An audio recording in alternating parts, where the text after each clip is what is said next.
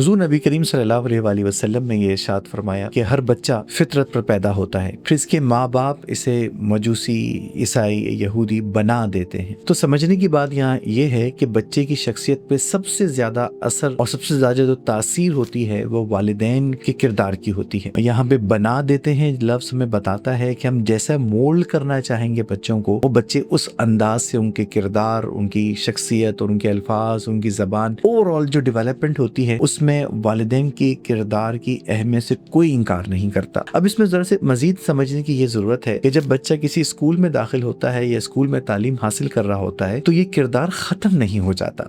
ये अभी भी इतना ही अहम है जितना बच्चा छोटी उम्र में वालिदैन के पास था। हमें ये समझना बहुत जरूरी है इस जगह पर कि जो तालीम है वो बेसिकली एक ट्रायंगल है और सब जानते हैं उस ट्रायंगल के 3 पिलर हैं, एक टीचर, एक स्टूडेंट और तीसरा पेरेंट।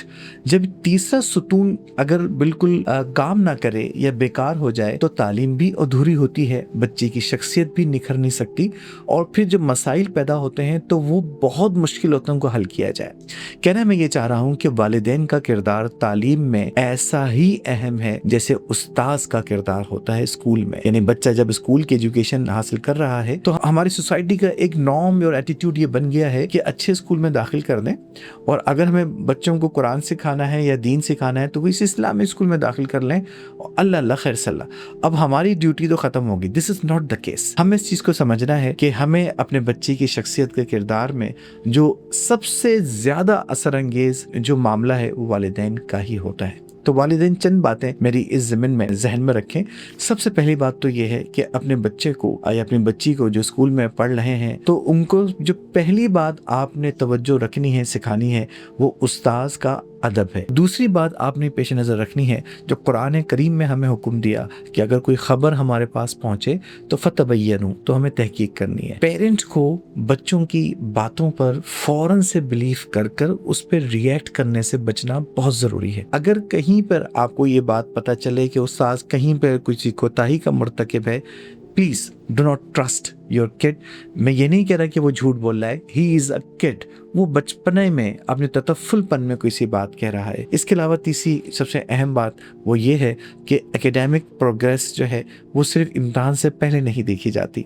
हमारे पेरेंट्स को ये भी समझना ज़रूरी है कि अगर किसी सब्जेक्ट में, स्किल्स में, किसी और चीज़ में उनको फ़र्क महसूस हो या बात करना चाहें तो इट इज़ इम्पेरेटिव, ये बहुत ज़रूरी है कि वो टीचर से मुलाकात करें। वो मुलाकात जो बहुत ज़रूरी थी, जिसको रसूल करीम सल्लल्लाहु अलैहि वसल्लम ने रूहानी वालिदैन का दर्जा दिया।